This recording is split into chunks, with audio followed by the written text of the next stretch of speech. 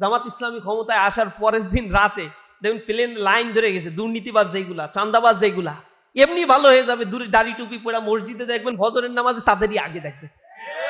জামাতের কথা শোনার পরে এমনি হাঁটু কাঁপাকাঁপি শুরু হয়ে যাবে, আর ঘুষ টুস এক রাতেই বন্ধ। এটা ভয় পাবে তারা। এবং এরপরে তাদেরকে গণপ্রতিরোধের ডাক দিতে হবে যে তুমি ব্যবসা করবা তোমার স্বাধীন বাংলাদেশে, তুমি বাংলাদেশের নাগরিক, সাংবিধানিকভাবে তোমার অধিকার আছে, তুমি বাংলাদেশের নাগরিক হিসেবে ব্যবসা করবা। তোমার কাছ থেকে 1 পয়সা চাঁদাবাজরা যদি নেয়, কমিউনিটি গড়ে তুলে তাদেরকে পিটায় পুলিশের হাতে ধরায় দেয়। দেখবেন জনগণ কারওয়ান বাজারে যেরকম ধোলাই দিছে, পুরো বাংলাদেশে এরকম গণধোলাই কর্মসূচি চলবে, তখন চাঁদাবাজদের বিরুদ্ধে এলাকায় টিকতে পারবে না। তা চাঁদাবাজ মুক্ত বাংলাদেশ একদিনে গড়ে তোলা সম্ভব হবে ইনশাআল্লাহ। মানুষ যায় ব্যাংকগুলোতে, লোন পায় না, তেলো মাথায় তেল দেয়া হয়। ব্যাংকিং লোন গুলো যারা উদ্যোক্তা হতে চায়, তরুণ উদ্যোক্তাদের ব্যাংকিং লোন বিনা সুদে বিনা শর্তে এখানে ব্যাংকিং লোন দেওয়া হবে। সাথে সাথে সরকারের পক্ষ থেকে কারিগরি প্রশিক্ষণেরও ব্যবস্থা করা হবে।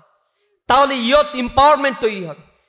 শিক্ষা ব্যবস্থা হযবরল অবস্থা, কারিগরি শিক্ষায় যুব শ্রেণীকে যদি শিক্ষিত করা যায়, তাহলে 6,20,00,000 মানুষ যে পভার্টির সীমার নিচে বসবাস করছে, আর 30% মানুষ এখন বাংলাদেশে চরম দারিদ্র সীমার নিচে বসবাস করছে। এই চরম দারিদ্র সীমার নিচ থেকে মানুষকে উঠাতে গেলে তাদেরকে এম্পাওয়ার্ড করতে হবে। এই এম্পাওয়ারমেন্টের জন্য তাদেরকে টেকনিক্যাল ট্রেনিং গুলো এক্সিলারেট করে দিতে হবে, এবং সেই ট্রেনিং এর জন্য জামাত ইসলামী কমিটেড।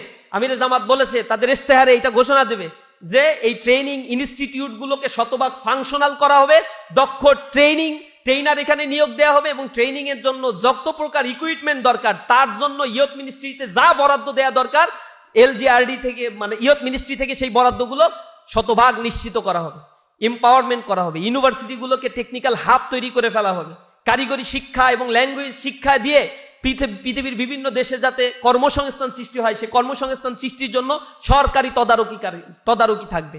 বিদেশে যারা যেতে চায় তাদের মধ্যস্বত্বভোগিতার কারণে লক্ষ লক্ষ টাকা অপব্যয় হয়। এরপরে আবার টাকা দিয়ে দালালরা এই টাকাগুলো মেরে দিয়ে চলে যাচ্ছে, পাঠাচ্ছে আনইফিশিয়েন্ট স্কিল লেবার গুলো, সেখানে গিয়ে তারা সাপ্রেসড হচ্ছে, তাদের ভিসা জটিলতা হচ্ছে, পাসপোর্টে প্রবলেম তৈরি হচ্ছে। এই সমস্যাগুলো হবে একেবারে অন টু ওয়ান, অনলাইনের মাধ্যমে আবেদন করবে, কোনো মাঝখান থেকে কোনো মধ্যস্বত্বভোগী বা দালাল থাকতে পারবে না। এখান থেকে আবেদন করবে, দক্ষতা বাইরার মাধ্যমে প্রশিক্ষণ নিবে, প্রশিক্ষণ অনুযায়ী দক্ষতা অনুযায়ী এজেন্সিগুলো বিদেশ থেকে আসবে, এসে তারা ক্রাইটেরিয়া অনুযায়ী টেস্ট নেবে, টেস্ট নিয়ে যে কয়জন নেয়ার সে কয়জন নিয়ে চলে যাবে। আমরা তো সরকারকে বলি, জামাত ইসলামী যদি সরকার গঠন করে ইনশাআল্লাহ করবে, তখন এই বিদেশে যে শ্রমিকগুলো যাবে, এই ডায়াসপোরারা আমার অর্থনীতি যেহেতু টিকিয়ে রাখছে, এই ডায়াসপোরাদেরকে সর্বোচ্চ অনার এবং সম্মান দিতে হবে, কারণ আমার দেশের অর্থনীতি টোটালি রেমিটেন্সের উপরেই টিকে আছে। সুতরাং এই রেমিটেন্সটা ডাবল ফিগার করা 1 বছরের ব্যবধানে সম্ভব। এ কারণে যারা বিদেশে যাচ্ছে তাদের বিদেশে যাওয়াটা স্মুথ করে দিতে হবে, ট্রেনিং দিতে হবে, এবং তাদের ওইখানে যথাযথ সম্মান এম্বাসিগুলোর মাধ্যমে এম্বাসিকে শতভাগ অ্যাক্টিভ করে ফেলতে হবে। জনগণকে যেন পূর্ণ সিকিউরিটি এম্বাসিগুলো বিদেশে দিতে পারে, সেই নিশ্চয়তাগুলো দিতে হবে।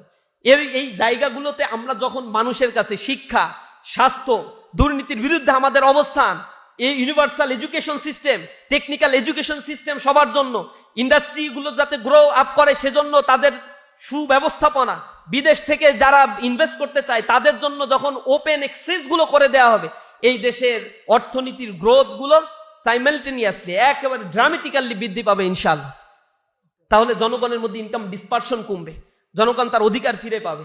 এখানে যারা মানে আততায়ী হচ্ছে, দুষ্কৃতিকারী যারা এখন হত্যাকাণ্ড ঘটাচ্ছে, এগুলো একেবারে এআই এর মাধ্যমে আন্ডার সার্ভিলেন্সের মধ্যে নিয়ে আসা সম্ভব। সর্বোচ্চ প্রোটেকশন এই জনগণের জন্য নিশ্চিত করা হবে।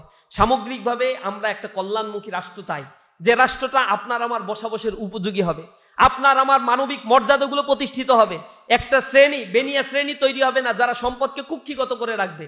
এই কথাগুলো যখন মানুষকে আমরা রোড ম্যাপ সহ বলে দিতে পারবো,